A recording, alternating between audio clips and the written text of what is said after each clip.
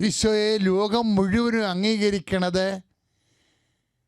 കുരിശിലൂടെ ദൈവത്തിൻ്റെ സ്നേഹം. കാര്യം കുരിശിൽ ഒന്നും നേടാൻ ഈശോയ്ക്കില്ല, എല്ലാം നഷ്ടപ്പെടാനേ ഉള്ളൂ. നഷ്ടപ്പെടുന്ന പല കാര്യങ്ങൾക്കും ഒരു വില കൊടുത്തതാണ് കർത്താവിൻ്റെ ജീവിത വിജയം. ലോകം വെറുമയായി ആവശ്യമില്ല, വേസ്റ്റായിട്ട് കരുതിയ പല വിഷയങ്ങളും. ഞാൻ അച്ഛൻ നേരത്തെ നിങ്ങളോട് പറഞ്ഞില്ലേ, എല്ലാ വിഷയങ്ങൾക്കും ഒരു ദൈവരാജ്യമുണ്ട്, ഒരു ലോകരാജ്യമുണ്ട്. എല്ലാ വിഷയങ്ങൾക്കും എന്ന് പറഞ്ഞത് എന്താണ്? എല്ലാ വിഷയങ്ങൾക്കും നഷ്ടപ്പെടലിൻ്റെ ഒരു വശമുണ്ട്, എല്ലാ വിഷയങ്ങൾക്കും അപമാനത്തിൻ്റെ ഒരു വശമുണ്ട്, എല്ലാ വിഷയങ്ങൾക്കും രോഗത്തിൻ്റെ വേദനയുടെ ഒരു വശമുണ്ട്. എന്നിട്ട് ഏത് വശം ഞാനോ നീയോ തിരഞ്ഞെടുക്കുന്നു? On what basis? ലോകം അവഗണിച്ച് കളയുന്ന പല വിഷയങ്ങൾ, നമുക്കതുകൊണ്ട് പ്രയോജനമൊന്നുമില്ലല്ലോ എന്ന് വിചാരിച്ചുകൊണ്ട് ലോകം അവഗണിച്ച് കളയുന്ന പല വിഷയങ്ങൾ. ഇപ്പോൾ മഹാരാഷ്ട്രയിൽ നിന്ന് അവിടുത്തെ സർക്കാർ നമ്മുടെ സർക്കാരിനോട് ഡോക്ടേഴ്സിനെ ആവശ്യപ്പെട്ടിരിക്കുകയാണ്. അതിദാരുണമായൊരവസ്ഥയിലേക്ക് നമ്മളെല്ലാവരും പോവുകയാണ്. അപ്പം ഞാൻ ചിന്തിക്കുകയായിരുന്നു, ദൈവമേ ഏത് ഡോക്ടറായിരിക്കും പോണതെന്ന്. അതല്ലേ സംഭവം, ഏത് ഡോക്ടറായിരിക്കും പോണത് എന്ന് ഞാൻ എൻ്റെ മുറിയിരുന്ന് ചിന്തിച്ചു പോകും. പിണറായി വിജയൻ സാറിന് നല്ല ഡോക്ടർമാരെ കൊടുക്കണമേ, അങ്ങനെ പോകാൻ പറ്റുന്ന ആൾക്കാരെ. എന്നാൽ ഞാൻ ശരിക്കും മനസ്സുകൊണ്ട് പ്രാർത്ഥിച്ചത് എന്താ കാര്യം വെച്ച് കഴിഞ്ഞാൽ, അതിന് ത്യാഗം അതിൻ്റെ ഒരു മോശം വശമാണ്. കാര്യം അവിടെ ചെന്നിട്ട് അവിടെ ഡോക്ടർമാർക്ക് ഇപ്പോൾ കൊറോണ ഉണ്ട്, നേഴ്സുമാർക്കുണ്ട്. അപ്പോഴാ സ്ഥലത്തേക്ക് വീണ്ടും ഇവിടുന്ന് പോകാൻ ആരുണ്ട്? എന്തെങ്കിലും അതിൻ്റെ പേര് വരെ ശമ്പളം കൊണ്ട് കിട്ടുമോ? അപ്പോൾ അങ്ങനെ വരുമ്പോൾ എന്തെങ്കിലും ത്യാഗം അനുഭവിക്കാൻ മനസ്സുകൊണ്ട് ഒരുക്കമുള്ളവർ മാത്രമേ പോകത്തുള്ളൂ. ഏത് ത്യാഗവും നിനക്ക് ഏത് സമയത്തും ഏറ്റെടുക്കാൻ വേണ്ടി മാത്രം യേശു ആകർഷണീയനാണ്. ഈ ലോകത്തുള്ള എല്ലാത്തിൻ്റെയും എല്ലാ സങ്കടത്തിൻ്റെ വശങ്ങൾ, വേദനയുടെ വശങ്ങൾ നീ ഏറ്റെടുക്കേണ്ടതാണെന്ന് ഈ ലോകത്തോട് പറഞ്ഞത് യേശുക്രിസ്തുവാണ്. അവനത് കുരിശിൽ ഉയർന്നപ്പോഴാണ് എല്ലാ മനുഷ്യരും അവനിലേക്ക് ആകർഷിക്കപ്പെട്ടത്. ശ്രുതികട്ടെ ഹല്ലേലൂയ, യേശുവേ സ്തോത്രം, ഹല്ലേലൂയ, ഹല്ലേലൂയ, ഹല്ലേലൂയ, ഹല്ലേലൂയ, ഹല്ലേലൂയ, യേശുവേ നന്ദി, ഹല്ലേലൂയ, ഹല്ലേലൂയ, ഹല്ലേലൂയ, ഹല്ലേലൂയ. പരിശുദ്ധ പരമദിവ്യകാരുണ്യത്തിന് നേരവും ആരാധനയും സ്തുതിയും പുകഴ്ചയും ഉണ്ടായിരിക്കട്ടെ. അപ്പോൾ ഞാൻ ഭൂമിയിൽ നിന്ന് ഉയർത്തപ്പെടുമ്പോൾ എല്ലാ മനുഷ്യരെയും എന്നിലേക്ക് ആകർഷിക്കുമെന്ന് പറഞ്ഞില്ലേ? യേശുവിനുള്ള ആകർഷണം എന്താണ്? ഈ കുരിശാണ്. കാര്യം എന്താണ്? ഈ കുരിശിനെ മഹത്വമാക്കി മാറ്റാൻ അവൻ്റെ പിതാവിന് കഴിവുണ്ടെന്ന് അവൻ വിശ്വസിച്ചു. അങ്ങനെ അവൻ്റെ വിശ്വാസം ശക്തിപ്പെടുത്തി. അതല്ലേ അപ്പാ അങ്ങയുടെ നാമത്തെ മഹത്വപ്പെടുത്തുമെന്ന് പറഞ്ഞപ്പോൾ ഇതാ ഞാൻ മഹത്വപ്പെടുത്തുന്നു, ഇനിയും മഹത്വപ്പെടുത്തും. ഈ കുരിശിനെ മഹത്വപ്പെടുത്താൻ യേശുക്രിസ്തു നാമത്തിൽ നീ ഒരു കുരിശെടുക്കുമ്പോൾ, ഒരു വേദന എടുക്കുമ്പോൾ, ഒരു അപമാനം എടുക്കുമ്പോൾ അതിനെ നാമത്തെ മഹത്വപ്പെടുത്തിക്കൊണ്ട് നിത്യതയോളം നിന്നെ ഉയർത്താൻ പിതാവായ ദൈവത്തെ കഴിവുള്ളത് കൊണ്ടാണ് കുരിശ് കാണിച്ചുകൊണ്ട് യേശുക്രിസ്തുവിലൂടെ ദൈവത്തിൻ്റെ സ്നേഹം നിന്നെയും എന്നെയും വിളിക്കണത്. ആ വിളി കേൾക്കാൻ സഹോദരങ്ങളെ ശ്രുതികട്ടെ. ഹല്ലേലൂയ, ഹല്ലേലൂയ, ഹല്ലേലൂയ, യേശുവേ നന്ദി, ഹല്ലേലൂയ, ഹല്ലേലൂയ, ഹല്ലേലൂയ, ഹല്ലേലൂയ, ഹല്ലേലൂയ, യേശുവേ സ്തുതി, ഹല്ലേലൂയ, ഹല്ലേലൂയ, ഹല്ലേലൂയ. കുരിശാണു രക്ഷ, കുരിശിലാണു രക്ഷ, കുരിശേ നമിച്ചിടുന്നു. കുരിശാണു രക്ഷ, കുരിശിലാണു രക്ഷ, കുരിശേ നമിച്ചിടുന്നു. ശ്രുതികടേ ഹല്ലേലൂയ, ഹല്ലേലൂയ, ഹല്ലേലൂയ. കുരിശാണു രക്ഷ, കുരിശിലാണു രക്ഷ, കുരിശേ നമിച്ചിടുന്നു. നമുക്ക് അടുത്ത സ്ഥാനത്തായും പാടാം, പാടി പ്രാർത്ഥിക്കട്ടെ. കുരിശാണു രക്ഷ, കുരിശിലാണു രക്ഷ, കുരിശേ നമിച്ചിടുന്നു. കുരിശേകും തണലിൽ ഞാൻ നടന്നിടുന്നു, തിരുക്കുരിശേ പുൽകിടുന്നു.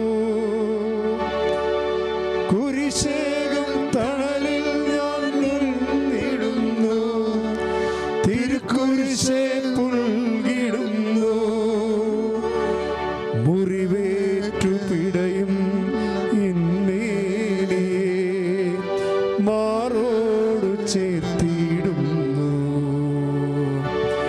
മുറിവേറ്റു പിടയും നിന്മേനെ മാറോടു ചേർത്തിടുന്നു. കുരിശാണു രക്ഷ, കുരിശിലാണു രക്ഷ, കുരിശേ നമിച്ചിടുന്നു. കുരിശാണു രക്ഷ, കുരിശിലാണു രക്ഷ, കുരിശേ നമിച്ചിടുന്നു. പരിശുദ്ധ പരമദിവ്യകാരുണ്യത്തിന് നേരവും ആരാധനയും സ്തുതിയും പുകഴ്ചയും ഉണ്ടായിരിക്കട്ടെ. കർത്താവ് പിതാവിൻ്റെ സ്നേഹത്താൽ മനുഷ്യരാശിക്ക് വേണ്ടി കുരിശെടുത്തുകൊണ്ട് പിതാവായ ദൈവത്തിൻ്റെ നാമത്തെ മഹത്വപ്പെടുത്തിയപ്പോഴാണ് പിതാവായ ദൈവം ഈശോയെ മഹത്വപ്പെടുത്തിയത്. അതുകൊണ്ടാണ് എപ്പോഴും പ്രാർത്ഥിക്കുന്നത്, അപ്പാ പിതാവെ ഭൂമി ഞാൻ അങ്ങയെ മഹത്വപ്പെടുത്തി. 17:4 എപ്പോഴും നമ്മൾ ധ്യാനിക്കുന്നതാണ് യോഹന്നാൻ്റെ സുവിശേഷം. അതിൽ അങ്ങേപ്പക്കൽ എന്നെ മഹത്വപ്പെടുത്തണമേ. ദൈവത്തെ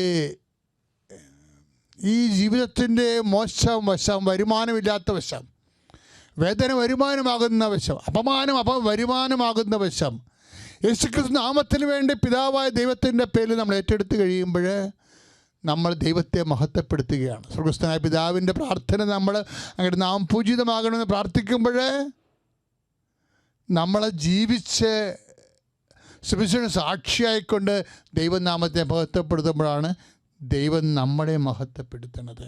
അതാണ് ഇതാ ഞാൻ മഹത്വപ്പെടുത്തുന്നു, ഇനിയും മഹത്വപ്പെടുത്തുമെന്ന് പറയണില്ലേ. അങ്ങനെ മഹത്വപ്പെടുത്തുന്ന വഴിയാണ് നമ്മൾ വിശ്വാസത്തെ പിന്നെയും വളരണത്. റോമാ 4:20 വചനമുണ്ട്, ദൈവത്തെ മഹത്വപ്പെടുത്തിക്കൊണ്ട് വിശ്വാസത്തിൽ വളരുവിൻ.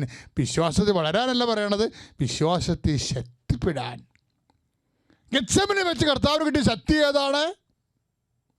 അവരെ ശക്തിപ്പെടുത്താൻ വേണ്ടി 22:43 ദൈവദൂതൻ ഇറങ്ങി വന്നത് എന്ത് ശക്തിയാണ് ലഭിച്ചത്? വിശ്വാസത്തിൻ്റെ ശക്തി. വിശ്വാസത്തിൻ്റെ ശക്തി. അതാണ് റോമ പറയണത്, 4:20 പറയണത്, ദൈവത്തെ മഹത്വപ്പെടുത്തിക്കൊണ്ട് വിശ്വാസത്തിൽ ശക്തി പ്രാപിക്കാൻ ദൈവവേദനയെ പ്രാർത്ഥിക്കുക. അച്ഛനോട് ചേർന്നുകൊണ്ട് കർത്താവായ ദൈവമേ, അസന്നിഗ്ധമായ ഘട്ടങ്ങളിലെ അങ്ങിൽ ആശ്രയിച്ചുകൊണ്ട് ദൈവനാമത്തെ മഹത്വപ്പെടുത്താനുള്ള തീരുമാനമെടുത്തുകൊണ്ട് ഞങ്ങളെ ശക്തി പ്രാപിക്കുമ്പോൾ റോമ 4:20 പ്രകാരം വിശ്വാസത്താൽ ഞങ്ങളെ ശക്തിപ്പെടുത്തണമേ. ഹല്ലേലൂയ, ഹല്ലേലൂയ, ഹല്ലേലൂയ, ഹല്ലേലൂയ. യേശുവേ നന്ദി. ഹല്ലേലൂയ, ഹല്ലേലൂയ, ഹല്ലേലൂയ, ഹല്ലേലൂയ, ഹല്ലേലൂയ, ഹല്ലേലൂയ, ഹല്ലേലൂയ. യേശുവേ ഹല്ലേലൂയ. വിശ്വാസത്തിൽ എന്നും മുന്നേറും ഞാൻ, വിശ്വാസത്താൽ എല്ലാം ചെയ്തിടും ഞാൻ. വിശ്വാസത്തിൽ എന്നും മുന്നേറും ഞാൻ, വിശ്വാസത്താൽ എല്ലാം ചെയ്തിടും ഞാൻ. ഒന്നും അസാധ്യമായില്ല എൻ്റെ മുൻപിൽ, ജയം എനിക്കുണ്ട്. ഒന്നും അസാധ്യമായില്ല എൻ്റെ മുൻപിൽ, ജയം എനിക്കുണ്ട്. ഞാനൊട്ടും പിന്മാറുകില്ല, വിശ്വാസ ചുവടുകൾ മുന്നോട്ട് മുന്നോട്ട്. ഞാനൊട്ടും പിന്മാറുകില്ല, വിശ്വാസ ചുവടുകൾ മുന്നോട്ട് മുന്നോട്ട്. ആരെല്ലാം എതിർത്താലും എന്തെല്ലാം ഭവിച്ചാൽ പിന്മാറുകില്ലിനി ഞാൻ. ആരെല്ലാം എതിർത്താലും എന്തെല്ലാം ഭവിച്ചാൽ പിന്മാറുകില്ലിനി ഞാൻ. എൻ്റെ പേര് റെനിറ്റ ബെന്നി. ഞാൻ കോട്ടയം ജില്ലയിലെ കുറുപ്പന്ത്രയിൽ നിന്ന് വരുന്നു. ഞാൻ ആദ്യമായിട്ട് ഉടമ്പടി എടുത്തത് 2019 ഫെബ്രുവരി 27 ഞാൻ ഉടമ്പടി എടുക്കാനുണ്ടായ സാഹചര്യം എന്ന് പറഞ്ഞാൽ, ഞാനൊരു MSc കെമിസ്ട്രി ഗ്രാജുവേറ്റ് ആയിരുന്നു. 2018 ഞാൻ പാസ് ഔട്ട് ആയതാണ്. അത് കഴിഞ്ഞ് ഞാൻ ഒരു 8 തവണ നെറ്റ് എക്സാം എഴുതിയിരുന്നു, പക്ഷേ എനിക്ക് കിട്ടിയിരുന്നില്ല. അപ്പോൾ അതിൻ്റെ ശേഷമാണ് ഞാനിവിടെ വന്ന് ഉടമ്പടി എടുത്തത്. എൻ്റെ ഒരു ചേച്ചിയുടെ അമ്മ പറഞ്ഞിട്ടാണ് ഞാനൊന്ന് ഉടമ്പടി എടുത്തത്. ഉടമ്പടി എടുത്ത ശേഷം എനിക്കന്ന് MSc കെമിസ്ട്രിയിൽ MG യൂണിവേഴ്സിറ്റിയിൽ 2nd റാങ്ക് ആയിരുന്നു റിസൾട്ട് വന്നപ്പോൾ. പക്ഷേ ഉടമ്പടി എടുത്ത ശേഷം ഞാൻ റീവാലുവേഷൻ അപ്ലൈ ചെയ്തിരുന്നു. റീവാലുവേഷന് ശേഷം എനിക്ക് സെക്കൻഡ് റാങ്ക് ഫസ്റ്റ് റാങ്ക് ആയിട്ട് മാറി. ആ ഫസ്റ്റ് റാങ്ക് ഉപയോഗിച്ച് എനിക്ക് ഇൻസ്പയർ എന്നൊരു ഫെലോഷിപ്പിന് അപ്ലൈ ചെയ്യാൻ പറ്റി. അതെനിക്ക് കിട്ടുകയും ചെയ്തു. ഈ ഇൻസ്പയർ ഫെലോഷിപ്പ് വെച്ച് ഞാൻ PhDക്ക് അപ്ലൈ ചെയ്തു. PhD ഞാൻ പല ഇൻസ്റ്റിറ്റ്യൂട്ടുകളിൽ അപ്ലൈ ചെയ്തു. ഇന്ത്യയിലെ തന്നെ ഏറ്റവും നല്ലൊരു ഇൻസ്റ്റിറ്റ്യൂട്ടായ ഐസറിൽ, തിരുവനന്തപുരം ഐസറിൽ എനിക്ക് PhD അഡ്മിഷൻ കിട്ടി. ഈ അഡ്മിഷനിൽ പരിശുദ്ധ അമ്മ എന്നെ സഹായിച്ചു. എങ്ങനെയാണെന്ന് വെച്ചാൽ ഇൻ്റർവ്യൂ ഞങ്ങൾക്ക് ഓൺലൈനായിരുന്നു. ഓൺലൈനിൽ ഇൻ്റർവ്യൂ എനിക്ക് ആദ്യം നെറ്റ് ഒന്നും ഉണ്ടായിരുന്നില്ല, വീട്ടിലായിരുന്നു, നെറ്റ് കണക്ഷൻ ഉണ്ടായിരുന്നില്ല. പക്ഷേ ഇൻ്റർവ്യൂ നന്നായിട്ട് പങ്കെടുക്കാനും എനിക്ക് കിട്ടിയ പ്രൊഫസർ എന്ന് പറഞ്ഞാൽ, ഞാൻ അപ്ലൈ ചെയ്തത് ഇനോർഗാനിക് കെമിസ്ട്രി, ഫിസിക്കൽ കെമിസ്ട്രി, ഈ 2 പ്രൊഫസർമാരുടെ അണ്ടറിലേ ഞാൻ അപ്ലൈ ചെയ്തിരുന്നുള്ളൂ. ഓർഗാനിക് കെമിസ്ട്രി എനിക്ക് ഇത്തിരി പാടായിരുന്നു, ഞാൻ അപ്ലൈ ചെയ്തിരുന്നില്ല. പക്ഷേ ഇനോർഗാനിക് കെമിസ്ട്രിയിൽ അപ്ലൈ ചെയ്ത ഒരു സാറ് എൻ്റെ അടുത്ത് പറഞ്ഞു, സാറിന് ഇപ്പോൾ വേക്കൻസി ഇല്ല. സാറിൻ്റെ ഒരു ഫ്രണ്ടിനെ എനിക്ക് റെഫർ ചെയ്തു. ആ സാറ് ഓർഗാനിക് കെമിസ്ട്രി ആയിരുന്നു. പക്ഷെ ഞാൻ അപ്ലൈ ചെയ്തു ഓർഗാനിക് കെമിസ്ട്രിയിൽ, ആ സാറിന് അപ്ലൈ ചെയ്തു. അപ്പോൾ ആകെ ഞാൻ ഓർഗാനിക് കെമിസ്ട്രിയിൽ അപ്ലൈ ചെയ്തത് ആ ഒരു സാറിനായിരുന്നു. അവിടെയാണ് എനിക്ക് കിട്ടിയത്. പിന്നീട് എനിക്ക് മനസ്സിലായി ആ സാറ് ഓർഗാനിക് കെമിസ്ട്രിയിൽ ഏറ്റവും ടാലൻറ്റഡ് ആയിട്ടുള്ള ഒരു സാറായിരുന്നു, ഏറ്റവും സപ്പോർട്ടീവ് ആയിട്ടുള്ള സാറായിരുന്നു. അതെനിക്ക് PhDയിലുടനീളം എനിക്ക് മനസ്സിലായി. ഇത് കിട്ടി. PhDക്ക് ഞാൻ ജോയിൻ ചെയ്തു. 2020 ഓഗസ്റ്റിൽ ഞാൻ ജോയിൻ ചെയ്തു. കൊറോണ കാലമായിരുന്നു. 6 മാസം ഞങ്ങൾ വീട്ടിലിരുന്ന് ഓൺലൈനായിട്ട് കോഴ്സ് വർക്ക് ചെയ്തു. 2021 ജനുവരിയിൽ ഞാൻ തിരുവനന്തപുരം ഐസറിൽ പോയി ജോയിൻ ചെയ്തു. PhD വർക്ക് തുടങ്ങി, റിസർച്ച് വർക്ക് തുടങ്ങി. ആദ്യം എനിക്ക് റിസർച്ചിൽ പരിചയമൊന്നും ഉണ്ടായിരുന്നില്ല. ആദ്യം നല്ല ബുദ്ധിമുട്ടായിരുന്നു. ഞങ്ങളുടെ ലാബ് ഒരു പുതിയ ലാബായിരുന്നു. അതുവഴി നല്ല ബുദ്ധിമുട്ടുണ്ടായിരുന്നു. എൻ്റെ കൂടെ വർക്ക് ചെയ്ത ആൾക്കാർക്ക് റിസർച്ചിൽ പരിചയം ഉണ്ടായിരുന്നു. എനിക്കതിൽ നല്ല ബുദ്ധിമുട്ടായിരുന്നു. ആദ്യം 2 വർഷം നന്നായിട്ട് ഞാൻ ബുദ്ധിമുട്ടി. പക്ഷേ ആ സമയത്ത് കൊറോണ കാരണം എനിക്ക് ഉടമ്പടി മുന്നോട്ട് കൊണ്ടുപോകാനോ പുതുക്കാനോ സാധിച്ചില്ല. 2023 ജനുവരിയിൽ ഞാൻ ഇവിടെ വന്ന് ഉടമ്പടി പുതുക്കിയ ശേഷം എനിക്ക് കിട്ടിക്കൊണ്ടിരുന്ന റിസൾട്ടിൻ്റെ റീസൺ എനിക്ക് അറിയത്തുണ്ടായിരുന്നില്ല.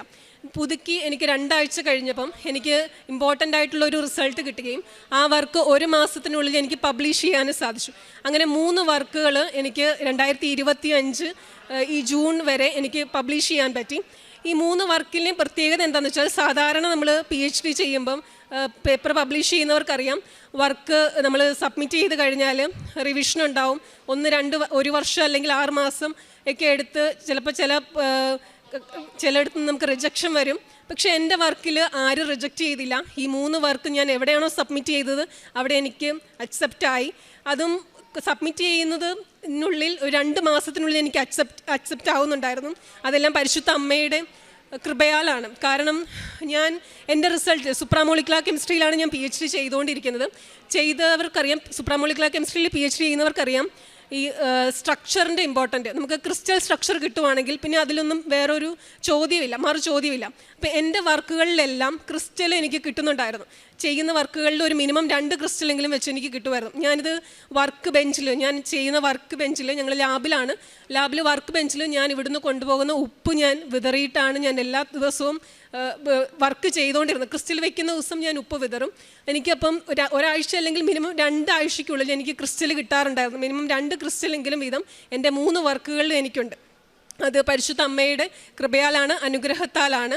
ഇവിടെ വന്ന് ഞാൻ എല്ലാ ദിവസവും ഉടമ്പടി തൈലം നെറ്റിയിൽ കുരിശ് വരച്ചിട്ടാണ് ലാബിൽ പോവുക. അപ്പം എനിക്ക് 3 വർക്കും അങ്ങനെ പബ്ലിഷായി. അതിൽ 3-ാമത്തെ വർക്ക് കംപ്ലീറ്റ് ആയിട്ടും പരിശുദ്ധ അമ്മ തന്ന വർക്കാണ്. കാരണം ഞാൻ ചെയ്തുകൊണ്ടിരുന്ന പ്രൊജക്റ്റിൽ അധികം റിസൾട്ടും അല്ലെങ്കിൽ അതിന് റിസൾട്ടൊന്നും ഉണ്ടായിരുന്നില്ല. ആ സമയത്ത് അപ്രതീക്ഷിതമായിട്ട് വേറൊരു റിസൾട്ട് കിട്ടുകയും ആ വർക്ക് എനിക്ക് മുന്നോട്ട് കൊണ്ടുപോകാനും അത് ഞാൻ സബ്മിറ്റ് ചെയ്ത അവിടെ തന്നെ എനിക്ക് അക്സെപ്റ്റ് ആവുകയും ചെയ്തു. ഈ വർക്ക് എനിക്ക് ജപ്പാനിലൊരു ഇൻ്റർനാഷണൽ കോൺഫറൻസിൽ പോയി പോസ്റ്ററായിട്ട് പ്രസൻറ്റ് ചെയ്യാനും സാധിച്ചു. ഈ വർക്ക് പരിശുദ്ധ അമ്മ തന്നതുകൊണ്ട് തന്നെ എൻ്റെ ഇൻസ്റ്റിറ്റ്യൂട്ടിൽ വെച്ച് നടന്ന ഒരു നാഷണൽ കോൺഫറൻസിൽ ഞാൻ പോസ്റ്ററായിട്ട് പ്രസൻറ്റ് ചെയ്തപ്പം ഞാൻ പരിശുദ്ധ അമ്മയോട് പറഞ്ഞു, ഇതെൻ്റെ ലാസ്റ്റ് വർഷമാണ്, എനിക്ക് ഇതുവരെ ഒരു പോസ്റ്റർ അവാർഡൊന്നും കിട്ടിയിട്ടില്ല. അമ്മ, നിൻ്റെ വർക്കാണ്, നീ എനിക്ക് ഇതിനൊരു അവാർഡ് തരണം. പക്ഷേ എനിക്ക് കിട്ടിയ, ഞാൻ പ്രസൻറ്റ് ചെയ്യാൻ പോയ സ്ഥലത്ത് വെച്ച് എൻ്റെ പോസ്റ്റർ പ്രസൻറ്റ് ചെയ്തിരുന്നത് ഒരു മതിൽ തൂണിന് അപ്പുറത്തായിരുന്നു. ആരും വന്ന് കാണാനോ അല്ലെങ്കിൽ പ്രൊഫസേഴ്സ് വന്ന് നോക്കാനോ ഒന്നും സാധിക്കുന്നില്ലാത്ത ഒരു സ്ഥലത്തായിരുന്നു. അധികം ആൾക്കാരൊന്നും വരത്തില്ലാത്ത. പക്ഷെ ഞാൻ ആ പോസ്റ്റർ പ്രസൻറ്റ് ചെയ്ത സമയത്ത് ഇവിടുന്ന് കൊണ്ടുപോയ ഉപ്പ് ആരും ചവിട്ടാത്ത ഒരു സ്ഥലത്ത് കൊണ്ടിടുകയും അവിടെ എൻ്റെ പോസ്റ്ററിൽ ഞാൻ വിശുദ്ധ തൈലം വെച്ച് കുരിശ് വരയ്ക്കുകയും ചെയ്തിരുന്നു. അന്ന് ഞാൻ പ്രസൻറ്റ് ചെയ്തു. പക്ഷെ പിറ്റേ ദിവസം റിസൾട്ട് അനൗൺസ് ചെയ്യുന്ന സമയത്ത് ഞാൻ അമ്മയോട് പറഞ്ഞു, അമ്മ എനിക്ക് കിട്ടുമോ ഇല്ലയോ എന്ന് എനിക്കറിയില്ല, പക്ഷേ ഇത് കിട്ടുന്നുണ്ടെങ്കിൽ അത് അമ്മ തന്നതാണെന്ന് എനിക്കൊരു ഉറപ്പ് വേണം. കാരണം മറ്റുള്ളവരുടെ മുന്നിൽ ഞാൻ പറയണമെങ്കിൽ അതിനെനിക്കൊരു തെളിവ് വേണം. അപ്പോൾ അന്ന് എനിക്ക് സംഭവിച്ചെന്താ, ഞാൻ റിസൾട്ട് അനൗൺസ് ചെയ്യുന്ന സമയത്ത് ആ ഹോളിൽ ഇരുന്ന് എൻ്റെ അടുത്തൊരു ചേച്ചി വന്നിരുന്നു. ചേച്ചിനെ ഞാൻ കണ്ടിട്ടില്ല. ചേച്ചി കെമിസ്ട്രിയിലുള്ള ഒരു ചേച്ചിയായിരുന്നു. ചേച്ചിയുടെ പേര് ഞാൻ ചോദിച്ചു. ചേച്ചിയുടെ പേര് മേരി എന്നായിരുന്നു. ചേച്ചിയുടെ വീട് ആലപ്പുഴയിലാണ്. അപ്പോൾ എനിക്ക് മനസ്സിലായി ഇത് പരിശുദ്ധ അമ്മ അനൗൺസ് ചെയ്യുന്ന റിസൾട്ടാണ്. കിട്ടുമോ ഇല്ലയോ എന്നറിയില്ല, പക്ഷേ അനൗൺസ് ചെയ്തപ്പം എനിക്കായിരുന്നു ബെസ്റ്റ് പോസ്റ്റർ അവാർഡ് ഓർഗാനിക് കെമിസ്ട്രിയിൽ. അതിൽ പരിശുദ്ധ അമ്മയ്ക്ക് 1000 നന്ദി. എനിക്കിതിനിടയ്ക്ക് ഈ ഉടമ്പടിയുടെ ഈ സമയത്ത് എനിക്ക് 4 എന്നൊരു അക്കം ഡിജിറ്റ് എനിക്ക് തരുന്നുണ്ടായിരുന്നു. പരിശുദ്ധ അമ്മ എനിക്ക് കാണിച്ചു തന്നു. എന്താണെന്ന് എനിക്ക് അറിയത്തില്ല. പക്ഷേ പിന്നീട് ഈ സെപ്റ്റംബർ 4-ാം തീയതി ആയിരുന്നു എൻ്റെ പ്രീ സിനോപ്സിസ്. അന്ന് എനിക്ക് മനസ്സിലായി അമ്മ തന്ന 4 എന്നുള്ള അക്കം എൻ്റെ PhD സബ്മിഷൻ പ്രീ സിനോപ്സിസിൻ്റെ ഡേറ്റ് ആയിരുന്നു സെപ്റ്റംബർ 4-ാം തീയതി. അങ്ങനെ ഞാൻ PhD 3 വർക്കും എൻ്റെ പ്രീ സിനോപ്സിസിന് മുമ്പ് പബ്ലിഷ് ചെയ്യാനും അതെനിക്ക് പ്രസൻറ്റ് ചെയ്യാനും സാധിച്ചു. എനിക്കങ്ങനെ പ്രസൻറ്റേഷൻ അങ്ങനെ വലിയ കഴിവെന്നുള്ള ആളല്ല, അതെനിക്ക് നന്നായിട്ട് അറിയാം.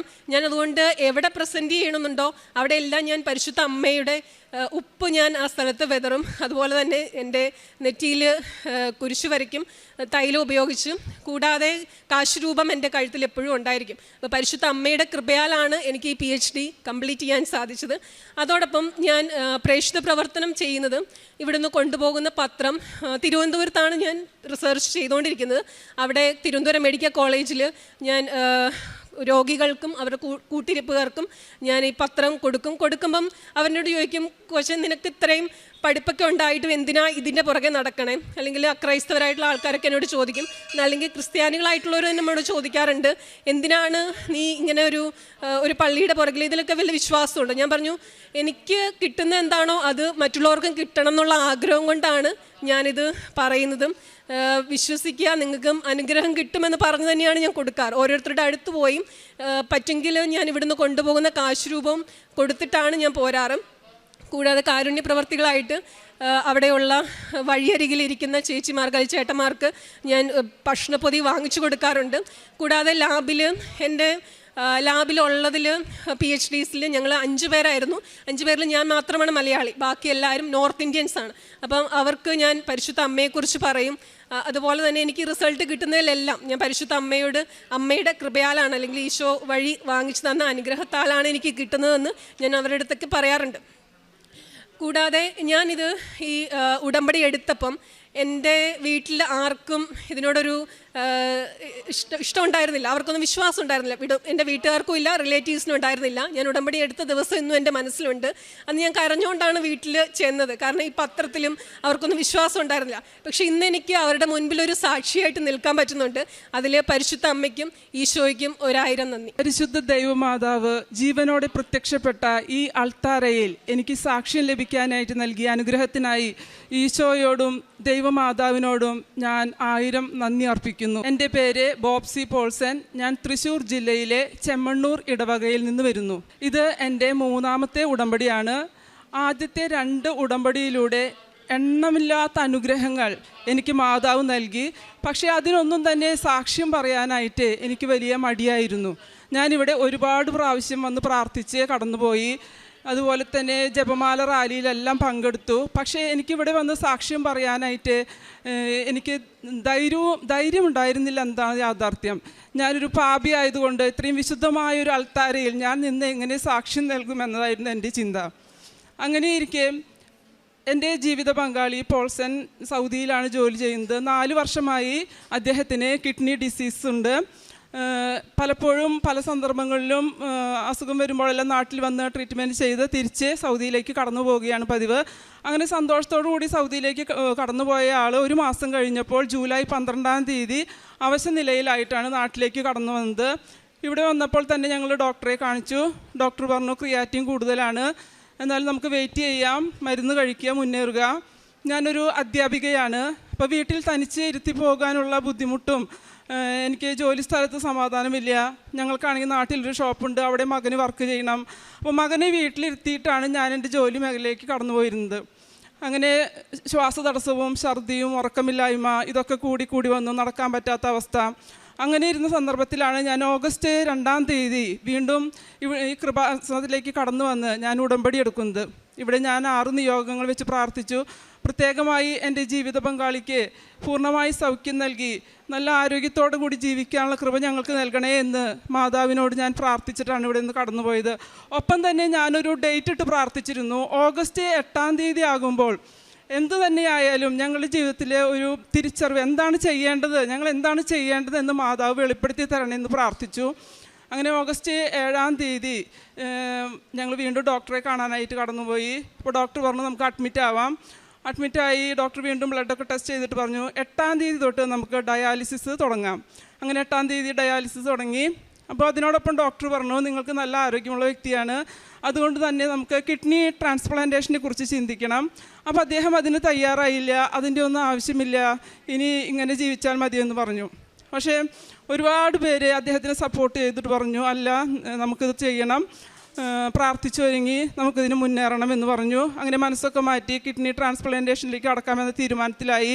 അങ്ങനെ ഡയാലിസിസ് നടന്നു പോകുന്നു. വീട്ടിൽ മകനെ ഇരുത്തി ഞാൻ ജോലിക്ക് പോകും. അധികം ലീവൊന്നും എടുക്കേണ്ടതായിട്ട് എനിക്ക് വന്നിരുന്നില്ല. അങ്ങനെ ഇരിക്കെ ഞങ്ങൾ ഇതിൻ്റെ വർക്കപ്പിനായിട്ട് ഞങ്ങൾ സെപ്റ്റംബർ 9-ാം തീയതി ഞങ്ങൾ മെഡിക്കൽ ട്രസ്റ്റിൽ പോയി അഡ്മിറ്റ് ആവുകയാണ്. അങ്ങനെ അഡ്മിറ്റായി ഒരുവിധം എല്ലാ ടെസ്റ്റുകളും നടത്തേണ്ടിയിരുന്നു. 75% ടെസ്റ്റുകളും വന്നു, റിസൾട്ട് ഓക്കെയാണ്. 25 വർഷമായി ഷുഗർ ഉള്ളതുകൊണ്ട് ഡോക്ടർ ഹെറിഡിറ്ററി ആയിട്ട് ഹാർട്ട് അറ്റാക്ക് വീട്ടിലുള്ളത് കൊണ്ടും ഡോക്ടർ പറഞ്ഞു നമുക്ക് ആൻജിയോഗ്രാം ചെയ്ത് ക്ലിയർ ആക്കിയാലാണ് സർജറിക്ക് കടന്നു പോകാനായിട്ട് സാധിക്കുകയുള്ളൂ എന്ന്. അങ്ങനെ അദ്ദേഹം ആൻജിയോഗ്രാമിനായിട്ട് സെപ്റ്റംബർ 13-ാം തീയതി ആൻജിയോഗ്രാം ചെയ്തുകൊണ്ടിരിക്കുമ്പോൾ തന്നെ ഡോക്ടർ എന്നെ വിളിച്ച് കുറച്ച് ക്രിട്ടിക്കലാണ്, നല്ല ബ്ലോക്ക് ഉണ്ട്, നമുക്കിത് എന്തെങ്കിലും ചെയ്യണം, ഒന്നുപോലെ ആൻജിയോപ്ലാസ്റ്റി ചെയ്ത് സ്റ്റണ്ട് ഇടണം, അല്ലെങ്കിൽ അടുത്ത തീരുമാനം എന്താണെന്ന് ഞാൻ പറയാമെന്ന് പറഞ്ഞു. വിട്ടു. അപ്പോൾ ഹസ്ബൻഡ് അതിന് തയ്യാറായില്ല. ഹസ്ബൻഡ് പറഞ്ഞു എനിക്ക് നേരിട്ട് തന്നെ കാണണം.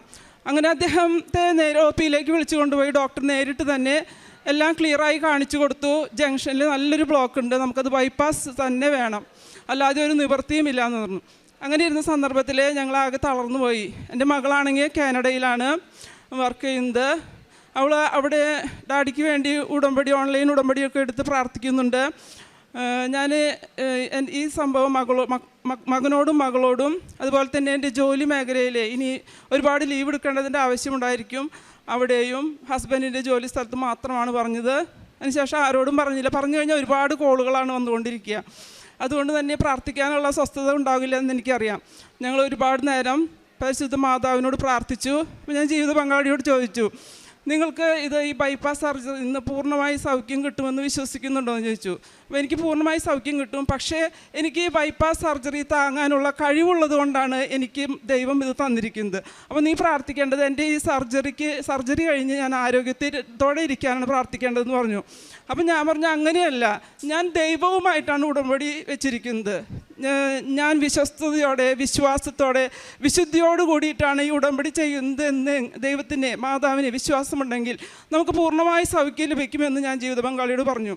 അങ്ങനെ ഞാൻ ഇവിടെ നിന്ന് കൊണ്ടുപോയിരുന്ന മാതാവിൻ്റെ ഉടമ്പടി തൈലവും ഉപ്പും ജീവിത പങ്കാളിക്ക് നൽകുകയും ഈശോയുടെ തിരുരക്തത്താൽ എൻ്റെ ജീവിത പങ്കാളിയെ കഴുകണമേ വിശുദ്ധീകരിക്കണമേ എന്ന് പ്രാർത്ഥിച്ചുകൊണ്ട് മാതാവിൻ്റെ ലോക്കറ്റ് നെഞ്ചിൽ വെച്ച് പ്രാർത്ഥിക്കുകയും ചെയ്തു. ആ സമയത്താണ് മകൾ വിളിച്ച് പറഞ്ഞു ഞാൻ എന്നും ഡെയിലി ബ്രെഡ് കണ്ടു കഴിയുമ്പോൾ എനിക്കൊരു സാക്ഷ്യം കയറി വരുന്നുണ്ടമ്മ. ബൈപ്പാസ് കഴിഞ്ഞ UK-യിൽ നിന്ന് വന്ന രമ്യ സതീഷ് കുമാറിൻ്റെ ബൈപ്പാസ് സർജറി മാറിപ്പോയ ഒരു സാക്ഷ്യം, അത് നിങ്ങൾ കേൾക്കണം, ഇരുന്ന് പ്രാർത്ഥിക്കണമെന്ന് പറഞ്ഞു. ഞങ്ങൾ രണ്ടുപേരും അതിരുന്ന് പ്രാർത്ഥിച്ചു. വിശ്വാസത്തോടെ ഞങ്ങൾ പ്രാർത്ഥിച്ചു, ഞങ്ങൾക്കും ഇതുപോലെ സൗഖ്യം നൽകണേ മാതാവേ എന്ന് പ്രാർത്ഥിച്ചു. പിറ്റേ ദിവസം ഡോക്ടർ പറഞ്ഞു നമുക്കൊരു ടെസ്റ്റ് കൂടിയുണ്ട്, സ്ട്രെസ് താലിയം എന്നാണ് ആ ടെസ്റ്റിൻ്റെ പേര്. ആ ടെസ്റ്റ് ചെയ്യാനായിട്ട് നാളെ നിങ്ങൾ കടന്നു പോകണമെന്ന് പറഞ്ഞു. അങ്ങനെ ഞങ്ങൾ പ്രാർത്ഥിച്ച് ഒരുങ്ങി, പ്രത്യേകമായി ഒരുപാട് കൊന്ത ചൊല്ലി പ്രാർത്ഥിച്ചു. അങ്ങനെ സ്ട്രെസ് താലിയത്തിനായി കടന്നുപോയി. 2 മണിക്കൂറോളം ടെസ്റ്റ് നീണ്ടു നിന്നു. അതിൻ്റെ റിസൾട്ട് ഡോക്ടർക്ക് അവർ അയച്ചു കൊടുത്തു. ഡോക്ടർ പറഞ്ഞു റിപ്പീറ്റ് ചെയ്യാൻ പറഞ്ഞു, സ്ട്രെസ് താലിയോ റിപ്പീറ്റ് ചെയ്യൂ. അങ്ങനെ വീണ്ടും റിപ്പീറ്റ് ചെയ്തു. അതിൻ്റെ റിസൾട്ട് പിറ്റേ ദിവസം ഡോക്ടർ വന്നപ്പോൾ തലേദിവസം വരെ ബൈപ്പാസ് സർജറിയിൽ ഉറച്ചു നിരുന്ന ഡോക്ടർ പറഞ്ഞു, നിങ്ങൾക്ക് യാതൊരു കുഴപ്പവുമില്ല, നിങ്ങളുടെ ബ്ലോക്ക് മാറിപ്പോയിരിക്കുന്നു, ഒന്നും തന്നെ ഈ റിസൾട്ടിൽ കാണാനില്ല.